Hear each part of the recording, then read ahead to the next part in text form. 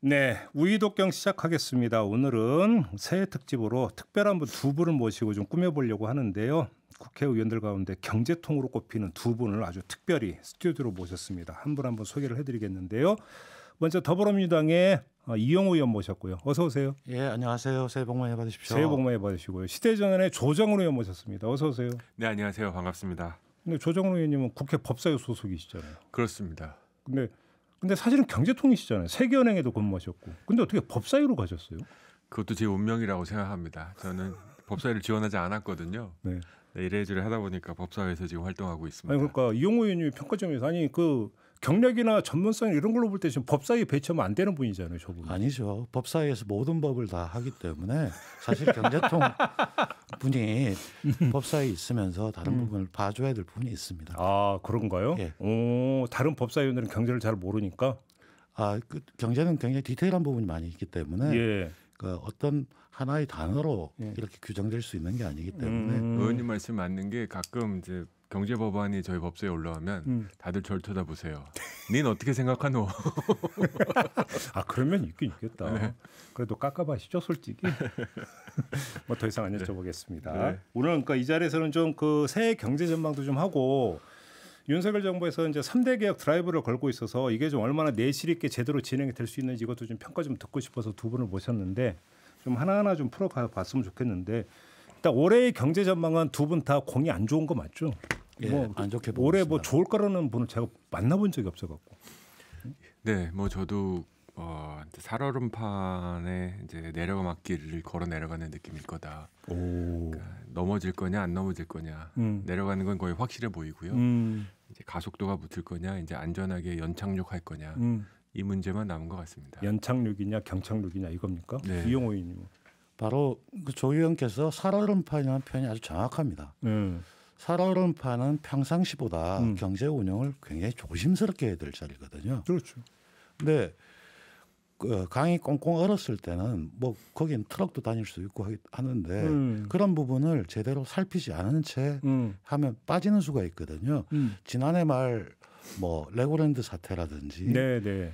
흥국생명 그 채권 문제라든지 이런 문제가 정상적인 상태는 충분히 그렇게 할 수 있습니다. 그런데 경제가 굉장히 어려워지고 고금리 행진을 하고 있고 자금 시장이 굉장히 경색돼 있는 상황에서 시장의 신뢰를 해치는 그런 조치를 한다는 것 자체가 상황 인식을 살얼음판이면 더 조심하고 한 가지 발언이나 어떤 정책이 평상시하고 다를 수 있다.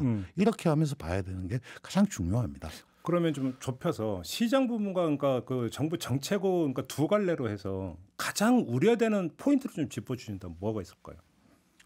지금 가장 우려되는 거는 저는 재정이라고 생각합니다. 재정. 예. 지금 이제 유동성 경색 위기가 왔다가 지금 지방 건설사라든지 이 신용 경색으로 전이되는 과정에 있거든요. 예. 그런 상태는 항상 보면 이 옥석 가리기가 발생을 하고 있고요. 그 중에서 흑자도산을 막고 건실한 기업은 살려줘야 되기 때문에 그렇죠. 거기에 자금 지원을 어떻게 할 것인가 이런 부분을 굉장히 신경을 써야 되고 그러기 위해서는 정부의 역할 특히 산업은행이라든지 자산관리공사라든지 이런 기관들이 충격을 흡수해 주는 게 가장 중요하거든요. 네. 근데 그 충격을 흡수할 여력이 없을 때 문제가 발생을 합니다. 근데 산업은행의 경우도 BIS 비율이 상당히 떨어져 있고요. 그 뭐 강석훈 회장이 작년 11월경에 발언을 했었죠. 그리고 자산관리공사도 지금 자본금을 3조에서 7조로 늘리는 그 법안이 지난 연말에 통과됐습니다. 근데 자본금을 3조에서 7조로 늘릴 때 저희 정부에서 심의할 때 그 자본금을 어떻게 조달할 것이냐 이렇게 물어봤을 때 처음에 국채로 조달하겠다고 했습니다.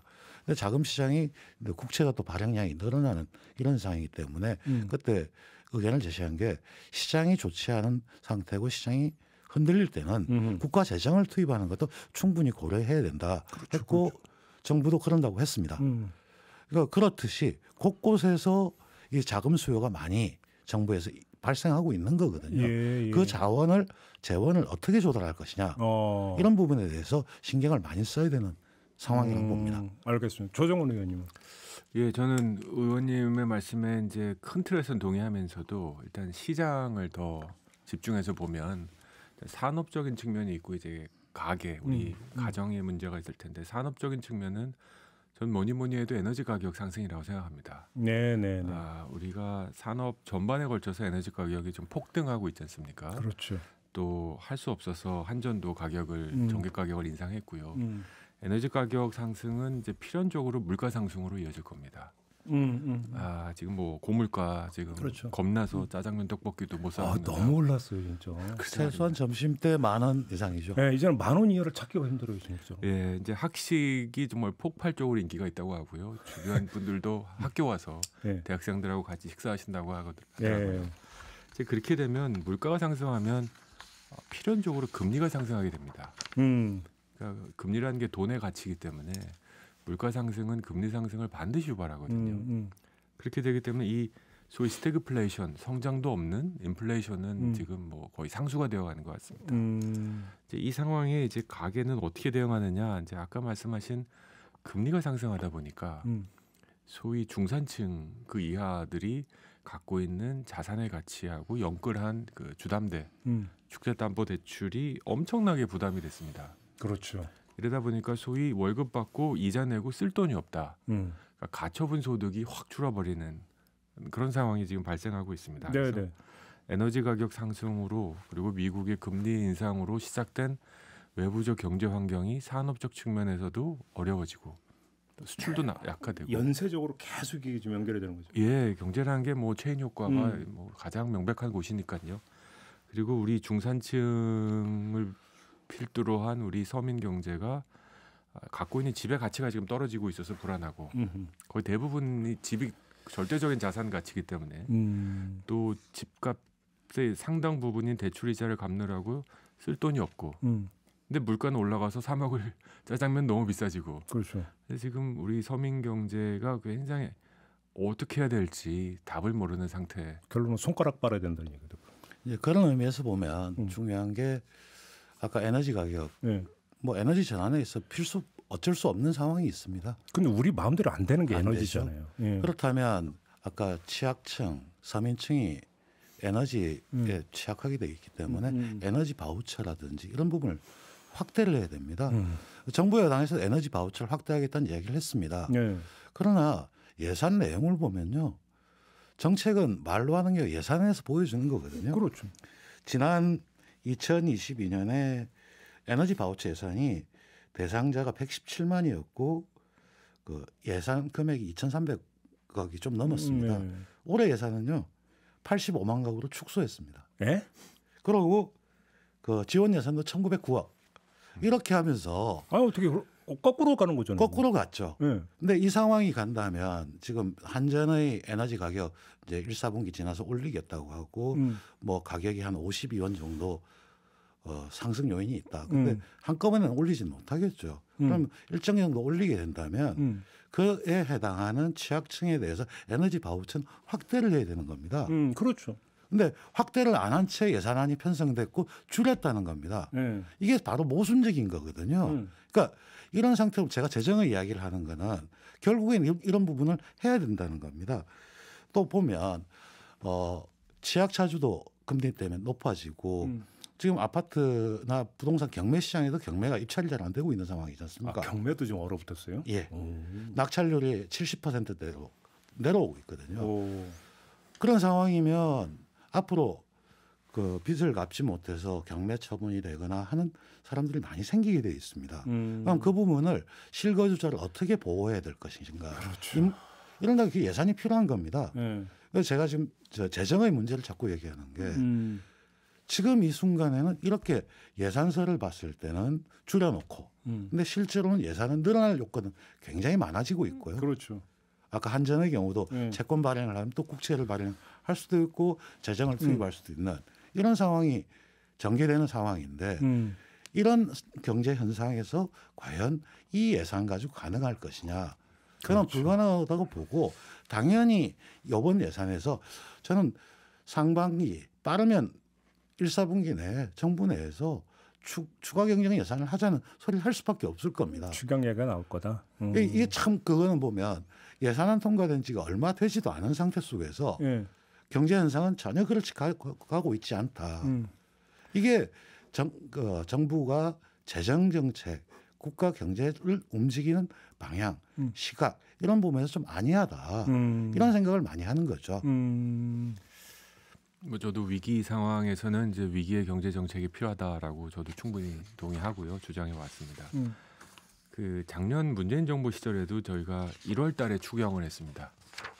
기억나시는지 모르겠습니다. 코로나와 관련해서 네. 역사상 아마 몇 번째로 코로나 관련한 추경을 했는데 이번에도 저는 말씀하신 에너지 바우처를 비롯해서 긴급한 예산들은 굉장히 빠르게 소진될 겁니다. 특히 에너지 바우처 같은 부분은 뭐 1, 2월 달 되면 다 소진될 가능성도 있다고 생각합니다. 그럼 할 수 없이 예비비를 쓸 거고 추경을 해야 될 가능성이 있기 때문에 그런 건 뭐 어쩔 수 없이 이제 잡아둬야 되는데 전체적인 기조가 이제 지금은 재정 건전성보다는 확장 재정을 해서라도 그러니까 정말 지금보다 더 나빠질 수 없는 상황을 갖고 계신 경제적인 약자분들에게 넉넉하게 지원을 해야 된다. 근데 지금 이 상황에서조차도 재정 건전성을 언급하는 것은 적절하지 않다.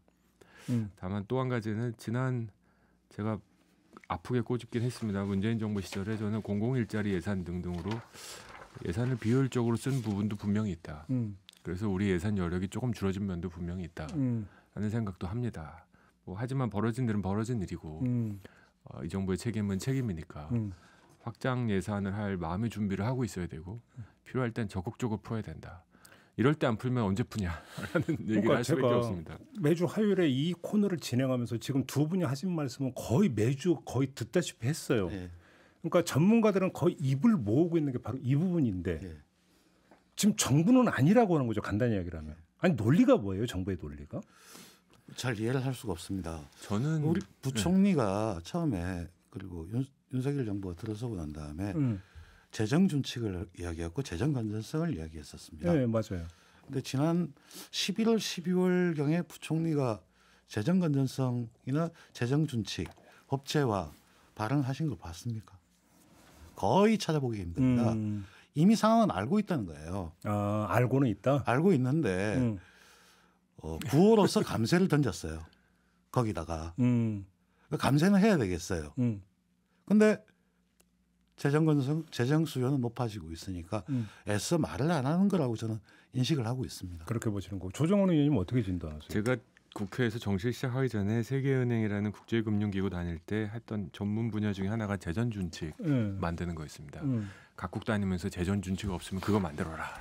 이래야 돈 차관해 준다. 근데 그럴 때도 저희는 그 유연성은 반드시 있어야 된다. 그리고 저는 약간 어떤 느낌이 드냐면 확장 재정은 갈 수밖에 없다는 건 뭐 추경호 부총리가 바보가 아니시니까 다 아실 거다. 다만 이제 추경 확장 재정을 하겠다 하면 이제 약간의 도덕적 해이, 이 소위 보수 정부에서 이런 거를 좀 부담스러워하는 게 아닌가. 쓸 땐 쓰더라도 뭐 지금부터 돈 있으니까 마음대로 쓰세요. 이런 말은 하지 싫다. 오히려 약간의 자존심 문제가 아닌가 하는 생각이 들고요. 예? 설마 정부 정책편은 웬 자존심 왜 나와? 여기서. 있을 수 있습니다. 그래요? 예, 굉장히 있을 수 있습니다. 그래서 상황이 악화되면 좀 충분히 뭐 확장 재정 갈 수밖에 없고 다만 저는 저희 올해 예산이 한 700조 가까이 되지 않습니까? 근데 여기 굉장히 많은 fat, 저는 불필요한 부분이 있다고 생각합니다. 지방이 있다고 저는 생각합니다. 아 그래요? 예. 저는 많은 특히 세금을 많이 내시는 분들을 가끔 만나면 내가 세금 내는데 이거 어디다 쓰는지 모르겠다라는 얘기도 가끔은 하십니다. 예. 그래서 저는 이 기회에 우리 국가 예산을 소위 제로 베이스로 다시 한번 검토해 볼 필요가 있습니다. 우리 돈을 정말 필요한 데다 꼭꼭 쓰고 있는 게 맞는지. 재정 구조로 한번 다 들여다보자. 그렇습니다. 어떤 사업은 제가 산자 위에 있을 때 40년 동안 지속된 프로그램이 있습니다. 이런 거 필요 없거든요. 그래요? 이런 거 다 멈춰야 됩니다. 그러니까 한번 제로 베이스로 한번 탈탈 검토해 보면 상당히 많은 재정을 지금과 같은 위기에 쓸 수 있는 마련할 가능성이 있다. 충분히 동의하고요. 예산 베이스에서 작년에 편성되고 계속 사업비로 해서 정액이 되는 코스가 있는데 그거에 대해서 제대로 평가를 하고 있느냐. 그래서 그런 면에서 우리나라 재정 구조에 대해서 전면적으로 들여다봐야 됩니다. 그건 보수 정부든 진보 정부든 해야 되는 일이고요. 그러나 정권이 들어서고 인수위 몇 개월 하고 난 다음에 그 이야기를 한다는 것은 상당히 어려운 이야기고 사실은 이건 여야 전문가가 모여 앉아서 사실 여러 가지 공청회나 이런 과정을 거쳐가지고 이런 부분은 좀 줄여도 될 것 같다. 그러니까 평가를 해서 그렇죠. 해야 되거든요. 네, 그렇죠. 그러려면 어떻게 해야 되냐면 여야가 국회에서 대화를 통해서 하나씩 따져 들어가야 됩니다. 근데 과연 지난 몇 개월 뭐 윤석열 정부 들어서고 여야의 관계가 어땠느냐 보면 그렇지 못했죠. 별로 기대할 바는 없을 것 같네요. 솔직히. 사실 제가 보기에는 이 사안은 앞으로 몇 년 내에 우리나라의 가장 중요한 과제로 등장할 겁니다. 재정 부분, 그다음에 조세도 종부세니 뭐 이런 이야기를 할 것이 아니고 소득세부터 상속 증여세 모든 세목들이 과연 우리의 재정을 유지하는데 적합한 구조일까 이 문제에 대해서 본격적으로 논의해야 될 시점이 다가온다고 생각합니다. 예. 그런 문제에 대해서 제대로 답변을 못한다면 정치를 하기가 굉장히 힘든 상황이라고 생각됩니다. 엄청난 숙제 같은데. 예. 근데 재정 효율화라고 한 거에 대해서는 누구도 이의를 제기하지 않겠지만, 근데 사실은 이제 그거와는 별도로 확장 재정이 지금 필요한데 조금 전에 말씀하신 대로 지금 감세로 지금 가려고 하는 거잖아요. 이게 앞뒤가 안 맞는 거 아닌가요? 저는 경제 정책에서 감세도 할 수 있고요, 증세도 할 수 있고 상황에 따라 다르다고 생각합니다.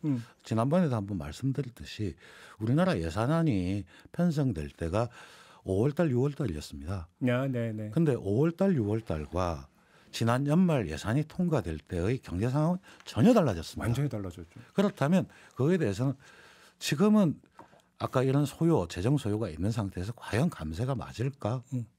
이렇게 이제 경제 정책이라는 걸 하나의 정치적 구호나 이렇게 해야 될 것이 아니고 상황 판단에 맞춰서 유연하게 하는 게 필요한 상황입니다. 근데 참 제가 답답해서 하나 들고 나왔는데요. 이 자료가 하나 있는데 12월 24일 날 기획재정부에서 발표한 자료입니다. 뭐냐면 우리나라 반도체 투자는 매우 높은 수준으로 세제 지원 중입니다. 이랬습니다. 반도체 지원 관련 거에 대한 것인데요. 여기 보시면 대만하고 우리나라를 비교해 놨습니다. 우리나라가 R&D 세액 공제는 30에서 50이고요. 대만은 25%입니다. 그리고 저 카메라 쪽을 향해 한번 좀 보여주세요. 설비 투자 세액 공제는 우리나라는 6에서 20%, 대만은 5%입니다. 그리고 예산 심의할 때 기획재정부가 8%로 하자고 해서 8%를 통과된 겁니다. 그런데 민주당 안은 10%였고요. 그 기획재정부가 재정을 감안해서 이렇게 했던 것이거든요. 그 예산이 통과되고 난 다음에 대통령실에서 그랬죠. 반도체 산업 지원은 야당이 발목 잡아서 안 된다 했습니다. 그러고 나흘 만에 기획재정부는 이거 15%로 하는 안을 내겠다. 참 이거는 우리 그 뛰어난 기획재정부 관료들이 어떻게 생각할까. 그러니까 예산이라고 하는 거라든지 세제라는 거는 구체적인 숫자를 보고 해줘야 되는 거거든요. 그걸 지금 안 하고 그러니까 경제정책의 문제를 정치의 문제를 자꾸 접근하는 게 문제라고 생각합니다. 조정원 의원님 동의하세요? 저는 좀 큰 얘기를 좀 들어가고 싶은데 이제 반도체 정책에 대해서는 이제 저도 산자 위에 있어서 많은 고민을 하는데 감세, 세금 깎아주는 건 가장 쉬운 경제 정책 중에 하나입니다. 그렇죠. 반대가 없으니까 그렇죠. 그렇죠. 반대가 없죠. 그렇죠. 네. 그렇죠. 맞아요. 증세하면 이제 뭐 난리가 나죠. 그렇죠. 네. 반대가 크죠. 다만 이제 감세를 통해서 소위 낙수 효과를 보자는 거 아니겠습니까? 기업에게 세금 깎아주면 법인세 늘어나고, 네, 맞아요. 이제 법인세 줄어들지만 투자하고 일자리 늘고. 지금 과연 이제 이 낙수 효과가 발생할 수 있는 이 넉넉한 환경이냐? 저도 이제 주변에 벤처하는 지인들이 많은데 씨가 말랐습니다. 현금이.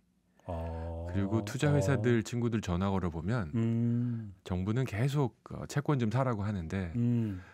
투자 회사들은 현금 재놓기 경쟁이 벌어졌습니다. 왜냐하면 겨울이 오는 걸 다들 아는 거예요. 이런 그렇죠. 상황에서는 어설프게 투자하느니 유동성, 소위 현금을 재놓는 게 맞다. 이건 거의 상식의 영역, 전문가의 영역이 아니고 상식의 영역이거든요. 그건 저도 알 것 같은데. 그렇죠. 네. 뭐 모든 분들이 다 현금 재놔라. 그렇지. 근데 지금 법인세 깎은다고 과연 기업이 투자를 할까? 그렇죠. 그래서 그리고 큰 차원에서 저는 그 혁신을 해야 된다는 건 동의합니다. 그걸 누가 반대하겠습니까? 혁신으로 나아가는 방법은 감세가 아니라 저는 규제 개혁이라고 봅니다. 우리 사회에 여러 가지 규제들이 너무너무 덕지덕지 많습니다. 이런 거 푸는 건 큰 돈 들지 않거든요. 근데 규제 개혁은 또 공무원 밥그릇하고 연결이 되는 거 아닙니까? 그렇죠. 저는 지금 윤석열 정부가 노동연금 교육개혁 큰 틀에서 동의합니다. 근데 여기서 반드시 추가돼야 되는 게 저는 공무원 개혁이라고 생각합니다. 이 공무원 개혁 없이 노동개혁, 연금개혁, 교육개혁하면 정말 고양이에게 생선을 맡기는 꼴이다. 지금 3대 개혁 말씀하셨으니까 그 얘기 좀 여쭤보겠는데 일단 노동개혁은 아까 저희가 김종인 위원장하고 인터뷰를 했어요. 이제 그분이 어떤 지적을 했냐면 아니 지금 양극화가 이렇게 심한데 노조만 이래가지고 이게 그러니까 제대로 된 개혁이냐 이거에 대해서 이제 아주 강한 톤으로 어떤 비판을 하시는데 이용호 의원님은 어떻게 생각하세요? 그렇죠. 노조에 대해서 노조의 문제점이라든지 이런 부분이 있습니다. 뭐 전혀 없다고 다 정당하다고 할 수는 없죠. 그러나 기업들이 하는 행위들 보면 네. 과연 정당한 행위를 하고 있는지 적법한 절차를 지켜주고 있는지 작년하고 굉장히 많이 논란이 됐던 게 중대재해처벌법이었습니다. 네.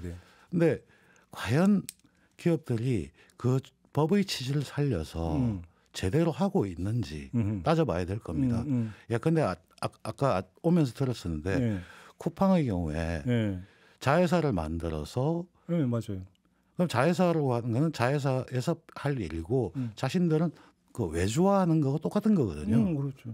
그러면서 노동 조건이 변하지 않는다? 이게 말이 안 되는 이야기를 자꾸 주장을 하면서 네. 하기 때문에 노동계에서 당연히 반발이 있는 거고요. 사실 이런 부분은 노사가 같이 일정 정도 같이 양보를 하고 우리 회사를 살리기 위해서 우리 경제를 살리기 위해서 우리는 어디까지 그 지불할 의사가 있는지 이런 타협의 필요한 상태인데 한쪽을 일방적으로 몰아붙여서 할 수 있는 거는 개혁이 일어날 수가 없습니다. 한쪽을 억누르는 거에 불과하거든요. 노조만 너무 때리는 거 아니냐 이런 지적은 어떻게? 저도 그러니까 노동 개혁이 이게 해석이 애매합니다.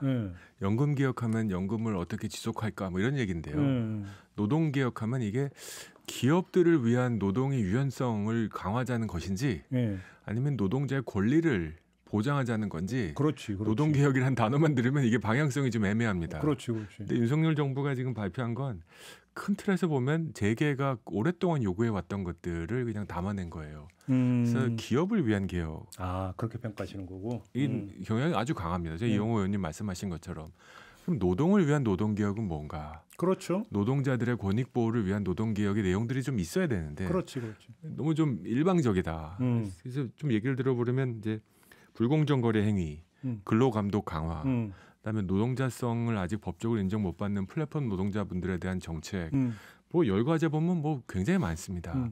이런 문제들을 좀 적극적으로 해야 노동 유연성도 좀 검토해 볼 만한 건데 일방적으로 저는 약간 기업과 경영하는 분들을 위한 노동 유연성을 노동 개혁이라고 부르니 왠지 불편한 거죠. 그러니까 민주노총 공무원 노조에 그렇게 좋아하지 않는 일반 노동자분들도 노동개혁 내용을 보면 나한테 도움이 되는 게 별로 없네. 뭐 이런 생각을 할 수밖에 없는 상황입니다 지금. 그러니까 저희 이제 뉴스로 이제 뭐 뉴스를 끼고 살아야 되는 직업이다 보니까 제가 좀 너무 과민하게 보는지는 모르겠는데 최근 들어서 어떤 게 다시 이제 뉴스에 빈번하게 등장하기 시작했냐면 갑질, 무슨 불공정 계약. 거기다 오늘 이제 쿠팡 얘기 전했는데 그래서 노동조합 받고 이런 것들이 최근 들어서 빈도수가 조금씩 늘고 있거든요. 이게 그러니까 윤석열 정부가 노동개혁이라고 하는 깃발을 내세우면서 노조 쪽으로 이제 집중적으로 때리다 보니까 기업 쪽이 벌써 이미 기민하게 지금 환경 적응하면서 대응하고 있는 거 아니냐는 저는 그 생각 의심을 지울 수가 없거든요. 그렇게 하고 있죠. 기업들은 항상 사실 법이 제정되는 것보다도 사회 분위기에서 이 적용을 어떻게 하느냐가 더 중요하게 작용을 합니다. 그렇죠. 그리고 저는 이제 기업을 해본 사람 입장에서 봤을 때 업종에 따라서 노동 유연화는 필요합니다. 그리고 주 52시간 뭐 딱 지킬 수 없는 상황입니다. 그렇다면 정부가 얘기했듯이 1년 동안을 뭐 탄력적으로 한다는 건 말이 안 되는 거고요. 예. 사실은 기업의 상황에 따라서 노사합의에 따라서 예컨대 한 달 정도 발주량이 몰렸을 때 근데 그게 6개월, 1년이 간다는 건 노동을 적게 쓰고 있다는 소리거든요. 과밀하게 쓰고 있고 노동자의 건강권을 해치는 사태를 발생을 하게 하는 부분이기 때문에 그러니까 논의를 반대하는 게 할 수 있는데 논의 내용 자체가 지나치게 극단적으로 되는 순간 사람은 테이블에 안 앉게 돼 있습니다. 네. 안 앉고 거부하게 되는 이런 사태를 이미 인지적으로 만들지 않나. 이게 참 걱정스러운 겁니다. 그러니까. 이 부분에서 저는 동의하면서도 과연 이제 노동 시장만 봤을 때 우리 노동의 가장 큰 문제가 뭐냐? 저는 두 가지 명백하다 생각합니다. 하나는 이제 노동이 양극화죠. 그렇죠. 자동차 공장에서 오른쪽 바퀴를 끼는 정규직과 왼쪽 바퀴를 끼는 비정규직의 임금 차가 두세 배가 난다. 네네. 그건 어떤 이유로도 설명되지 않는 겁니다. 동일 노동을 하는데. 그렇죠. 그러니까. 동일 가치 노동에 대한 동일 임금 원칙이 지켜지지 않는 세상이다. 네네네. 저는 대우조선해양 관련해서 엄청나게 우리 모든 관심 김종배 시선 집중에서도 많이 다루셨지 않습니까? 그때 우리 정치권이 실은 야권이 들고 나온 건 노랑봉투법이었습니다. 저는 이건 잘못됐다고 생각합니다. 어떤 점에서요? 전 노랑봉투법은 어떻게 보면 조직 노조에 대한 배려 또는 도움인데 그 당시 문제의 핵심은 갑과 을이 아니라 을과 병이 싸웠다. 정규직 노조의 가족들이 비정규직 노조 시위하는 걸 보고 파업 그만해라. 우리 아빠 일자리 잘린다. 그런 일이 있었죠. 그런 일이 있었거든요. 예, 있었어요. 결국 노동 간의 양극화를 어떻게 해석할까? 양극화를 이중 구조를 어떻게 깰까 하는데 노랑봉투법은 그건 아니었다고 생각합니다. 그래서 저는 윤석열 정부에 강력히 요구하는 게 노동개혁 좋다 하자. 노동의 유연화 일정 부분 필요한 거 인정한다.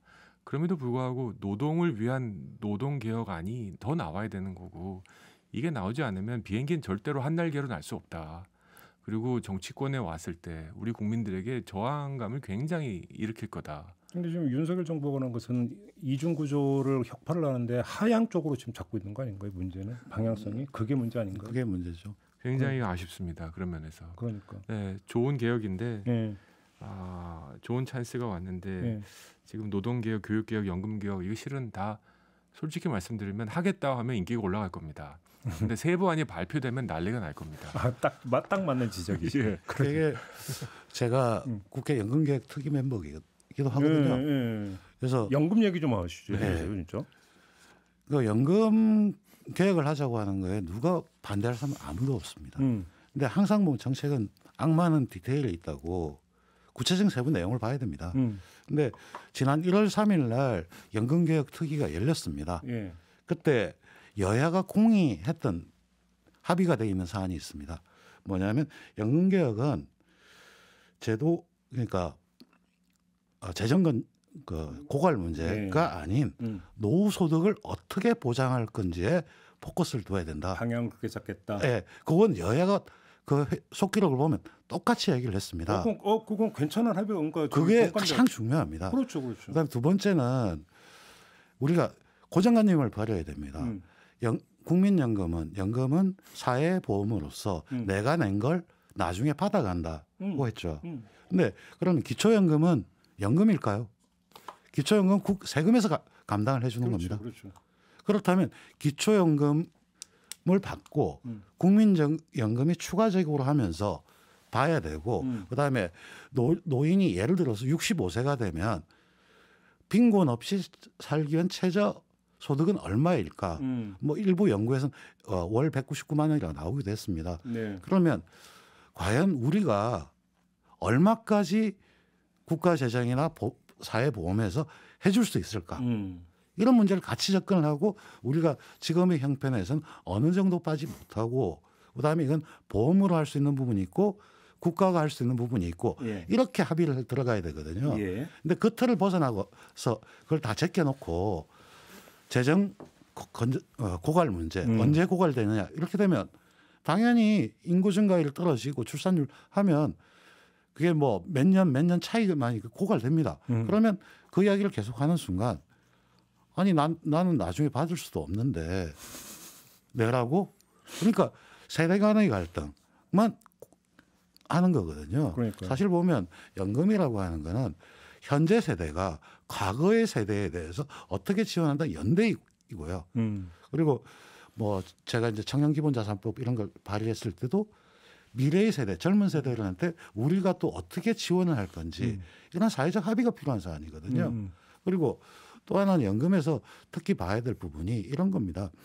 59세까지 납입하고 65세부터 받지 않습니까? 네. 그러면 그 4, 5년간은 어떻게 할 건가? 그것도 문제 중에 하나죠. 그렇죠. 그다음에 지금 임금 피크제에 대해서 동일한 임금에 대해서는 임금 피크제를 할 수 없다는 판결이 나왔습니다. 그렇다면 어르신들이 어떻게 해야 건강을 유지할 수 있을까? 보면 일정한 잡을 가지고 있고 하루 8시간을 근무하지 않더라도 4시간, 6시간 할 수 있는 그 루틴한 일을 들게 되면 소득도 생길 뿐만 아니라 건강도 좋아질 수가 있습니다. 그러니까 사실은 그건 노동 시간의 문제도 같이 걸리는 문제입니다. 그 정도로 디테일한 내용을 가지고 논의가 전개돼야 되는데 그거 없이 연금개혁 한다.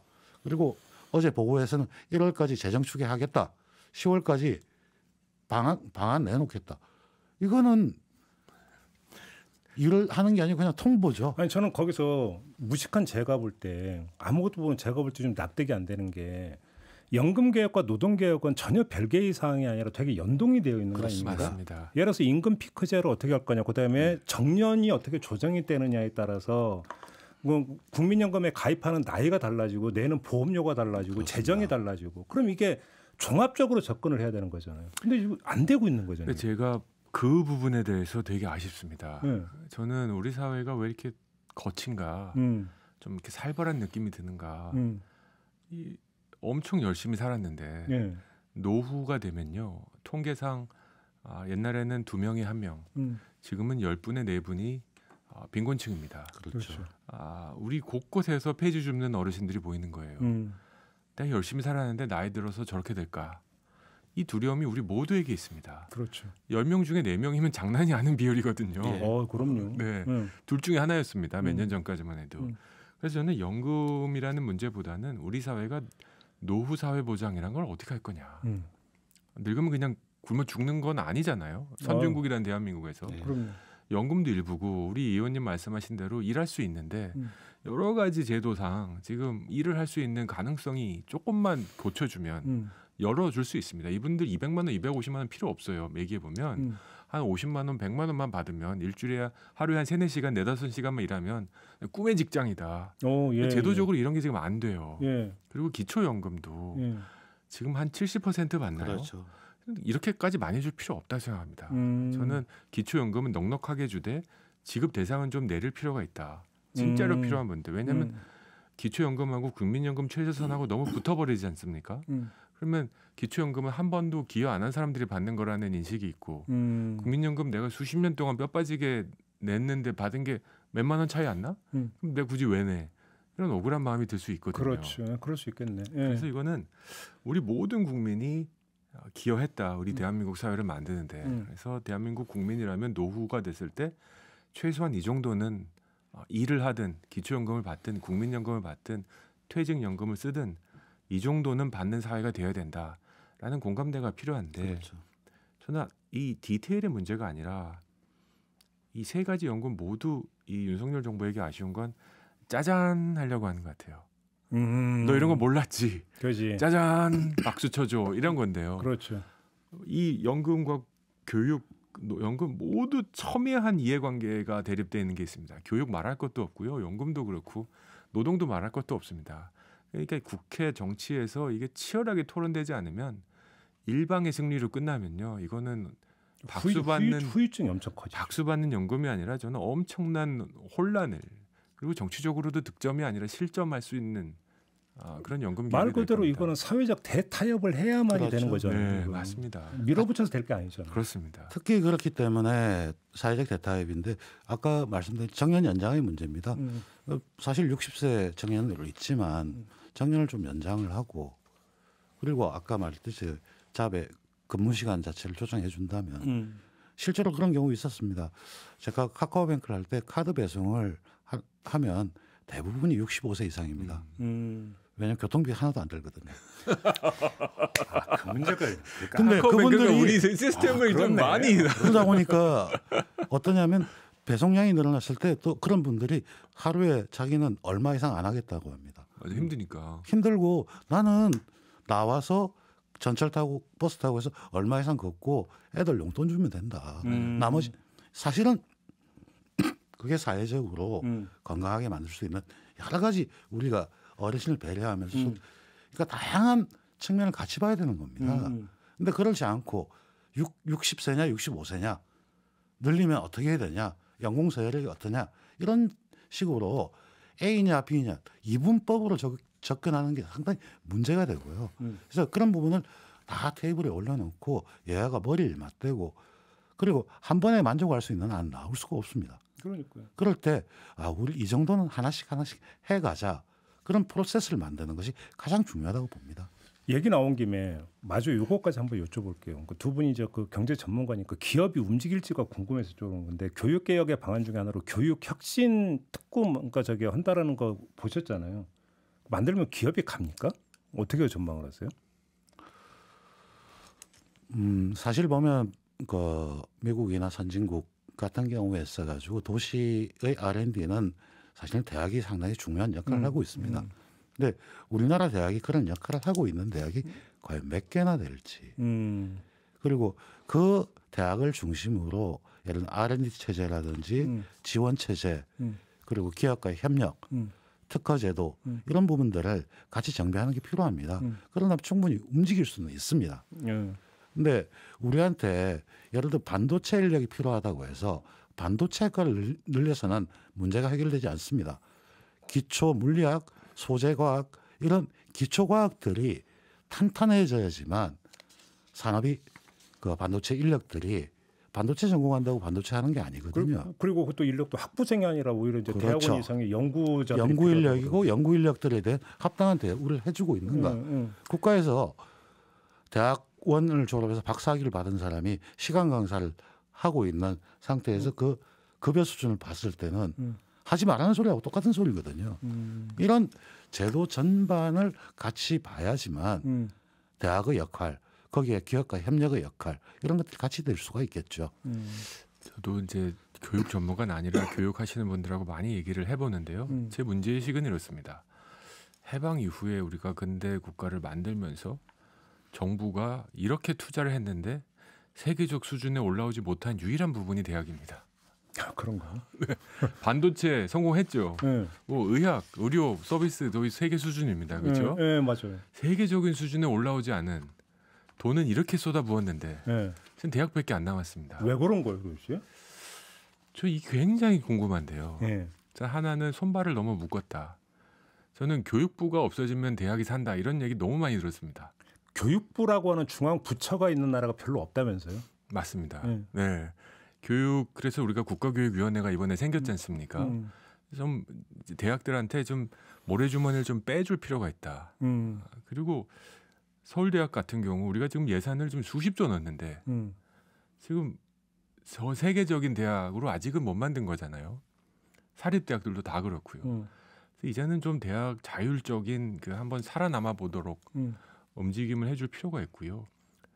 제가 이해하는 바로는 이 대학은 이 교육 일반 교육에 들어가지 않습니다. 전문기관이기 때문에 교육이라 하면 유치원부터 이제 고등학교까지 모든 국민이 배워야 되는 거고 대학은 어떻게 보면 이제 산업과 연결시킬 수밖에 없는 건데 국립대학은 저는 모든 국민의 교육권을 보장하기 위해서 이런 평등한 그런 접근이 필요하다고 하면서도 사립대학들은 날아갈 사람들은 날아갈 놈들은 날아가게 둬야 된다고 생각합니다. 특정 도시에 와서 대학해라 이런 얘기할 필요가 없고요. 해외 대학 유치하려면 적극적으로 와서 경쟁시켜 주고요. 그래서 우리 대학이라는 그런 고등교육 기관들이 세계적 수준으로 올라가지 않으면 혁신을 할 수가 없습니다. 사람이 없잖아요. 그리고 혁신을 할 수 있는 아이디어도 생기지 않고 그런 사람들이 만나서 조합이 이루어서 번뜩거리는 아이디어 나와서 창업하는 건데 다 실리콘밸리 가야 되고 다 MIT 가야 되면 이게 어떻게 되겠습니까? 저는 대학에 대해서 너무 국가가 엔지니어링 하려고 하지 말고 그냥 모래주머니를 좀 풀어주자. 교육부 장관님은 정책을 발표하지 마시고 뺄셈의 교육부 장관이 되라. 알겠습니다. 규제를 좀 없애달라. 많은 부분 동의하면서 또한 그렇게 자유를 줬을 때는 대학의 책임도 있습니다. 그건 맞습니다. 사실 보면 우리 사회의 가장 큰 문제가 규제 완화를 요구할 때 그 자율에 대한 책임을 어떻게 질 건지에 대한 이야기는 없습니다. 사실은 저도 그 조 의원 말대로 사실 우리나라에 그 국가교육위원회를 만들었던 이유 자체가 거기에 있거든요. 교육부의 역할을 줄이고 각각 지역에 맞게 지방자치단체에 맞게 교육정책의 자율성을 늘리자고 하는 취지였습니다. 그렇게 하나가 지어졌으면 또 교육부도 점차 같이 가면서 줄어들고 이런 걸 했어야 되는데 그런 정부 조직에 대한 전반적인 고민들이 진행되지 않았던 것이 큰 문제라고 볼 수 있겠죠. 알겠습니다. 시간이 많이 흘렀기 때문에 좀 마무리를 해야 될 것 같은데 제가 마지막 질문을 한번 이렇게 드려볼게요. 지금 뭐 하면은 그 뭐 숙제가 산더미처럼 쌓여 있는데 이걸 다 풀라라고 하는 것은 제가 볼 때는 욕심이고 가능하지도 않을 것 같고 두 분이 만약에 지금 그 정부를 향해서 다른 건 몰라도 이것만은 꼭 해야 된다라고 만약에 조언을 주신다면 어떤 걸까요? 그게 뭐 너무 많은데 딱 하나만 저는 제 은사님이 변영윤 교수님이 지난해 돌아가셨는데 네. 1988년에 쓴 칼럼이 있었습니다. 네. 한겨레신문에 있던 칼럼인데 그 칼럼에 정부는 성장의 혜택이 사회에 골고루 돌아갈 수 있도록 앞장서야 노력해야 되고 노동자의 임금 조건, 작업 환경 개선의 성의를 가지고 노력해야 된다. 이 같은 문제를 정책 수행의 제일 과제로 삼지 않는다면 그 정부는 민주적 정부가 될 수가 없다. 이런 말씀을 하셨고 칼럼에서요. 이게 88년의 칼럼입니다. 그리고 또 하나 있습니다. 새빵살이 서름을 아십니까라는 칼럼이 있었는데요. 아, 그건 저 기억나는 것 같아요. 예. 예. 저게 부동산 대책이라는 투기로 인해서 고통받는 사람을 보호하기 위해서 필요한 것이 부동산 가격 안정을 위한 것이 아니다. 부동산 가격 안정만이 정책의 목표에서 되어서는 안 되고 서민들이 편히 살 수 있는 임대주택을 건설하여 최소한의 주거 복지를 이루어야 된다. 네. 그러니까 우리 국민으로 살 수 있는 최소한의 생활 수준을 어떻게 해야 될지 그 고민을 해야 될 것이지 그걸 하고 난 다음에 이게 필요하기 때문에 우리는 재정이 어떻게 필요하고 이렇게 접근하는 가장 철학적인 문제를 다시 한번 생각을 해야 된다고 생각하고요. 그리고 재정의 역할 예. 이 문제. 그리고 특히 제가 안타까운 게 1988년에 쓰신 칼럼이 지금도 그대로 유효하다. 이거가 굉장히 안타까운 일입니다. 안 변했다는 얘기죠. 예. 알겠습니다. 조정원 의원님. 저는 좋은 나라, 좋은 경제 정책은 제 표현으로 의하면 따뜻한 혁신 국가라고 저는 부릅니다. 네, 네. 혁신을 해야지 우리는 살아남을 수 있는 네. 상황입니다. 네. 그러기 위해서는 규제를 비롯한 모래주머니를 걷어내는 거, 이 정부가 관심이 꽤 많은 것 같습니다. 근데 그 앞에 큰 방점이 따뜻한입니다. 차가운 혁신이 되면 안 된다. 저는 실리콘밸리가 혁신의 메카였지만 너무 차갑습니다. 아, 그래요? 거기서 일하는 일용직은 그 지역에서 살 수가 없습니다. 너무 임대료가 비싸서요. 저는 승자만 살 수 있는 혁신은 우리 사회가 받아들일 수 없고 그건 바람직한 세상이 아니다. 그렇죠. 어떻게 따뜻한가? 지금 경제 위기가 살얼음판이 벌어지고 있는데 내가 갖고 있는 통장 계좌, 내가 살고 있는 집에 의지하지 못하는 국민들이 굉장히 많습니다. 그렇죠. 하지만 40% 국민은 그럴 겁니다. 이분들이 바라볼 건 형제도 아니고 이제는 부모도 아니고 국가일 수밖에 없습니다. 이 국가를 이렇게 바라보고 있는데 너는 네가 알아서 살아야지 왜 나한테 와? 이럴 수는 없는 거거든요. 그래서 과연 국가의 존재 의무는 무엇인가? 저는 성장은 기업 중심, 시장 중심이 맞죠. 그래서 모래주머니 떼주는 환경 조성이 역할인데 이 따뜻함, 이 사회 복지는 국가가 주연입니다. 그렇죠. 국가가 조연을 하려고 하면 안 돼요.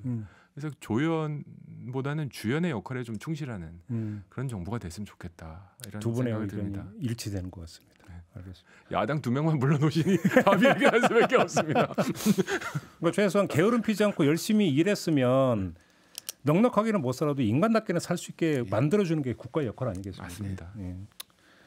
상식인 같은 상식이 안 지키실 거죠.